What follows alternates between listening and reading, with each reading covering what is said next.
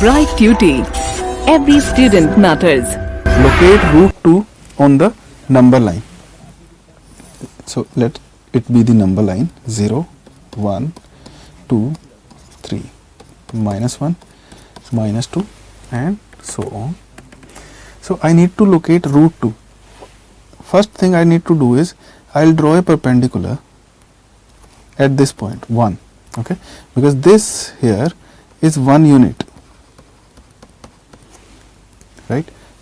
I will take this same distance here using the compass.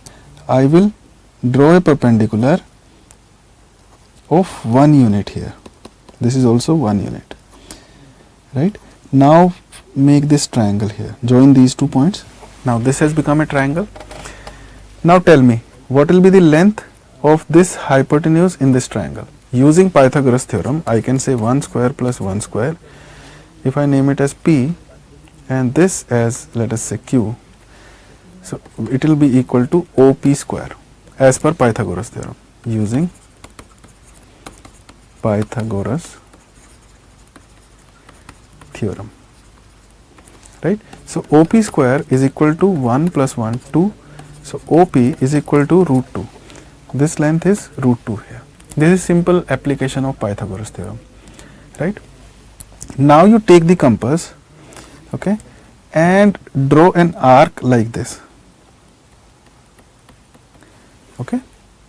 You put the tip at this point, which is 0, or we also call it origin. You put a tip here and your pencil tip here, okay, tip of the compass here and pencil tip here, and draw this arc here. Now if you draw this arc, it will be part of this circle, right. Now if you draw a circle, let us say, if you draw a circle, right, with this radius here, everywhere this distance from this circumference, it will be root 2. So the distance here up to this point is root 2. This point and this point, the distance is root 2, which means that this is the point corresponding to square root 2. I hope you can now locate root 2 easily. What I mean to say is, I have drawn a perpendicular of 1 unit at this point, which is 1 on the number line, right. After drawing this 1 unit perpendicular, I joined this point O and P. Using Pythagoras theorem, I could tell the length of OP, which is root 2. Now using the compass, I could draw this arc here, and to explain that the length, this length, if I join this point and this any point on the circumference, this length will be root 2. So this point is also on the circumference, so this length is root 2, okay. If this length is root 2, then this point corresponds to square root 2, okay. Let us look at the next one, then it will be more clear to you. As we progress with this chapter, everything will be clear to you in your mind. We need to locate root 3. Now look at root 3. How do we find root 3? If, let us say, I have got this number line, okay, 0, 1, 2, 3, and negative side I am not writing here because I only need the positive side. So how did we reach at root 2? By drawing a perpendicular of 1 unit here, then joining these. So this length was root 2, and then we drew an arc to reach here at root 2. Now see, this length is root 2, okay. If I raise a perpendicular at this point here of 1 unit, this perpendicular length is 1 unit, this is 1 unit, and draw another triangle here joining this point O or 0 to this, what will be this length? What will be this length?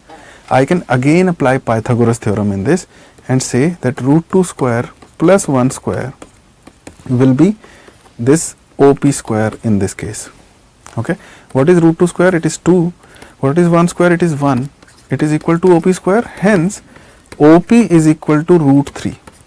So this length here with this question mark, so I will remove this question mark now because I have got the answer for it, which is root 3. This is again a simple application of Pythagoras theorem. So I have got this length OP equal to root 3. Again I will take a compass and draw an arc like this.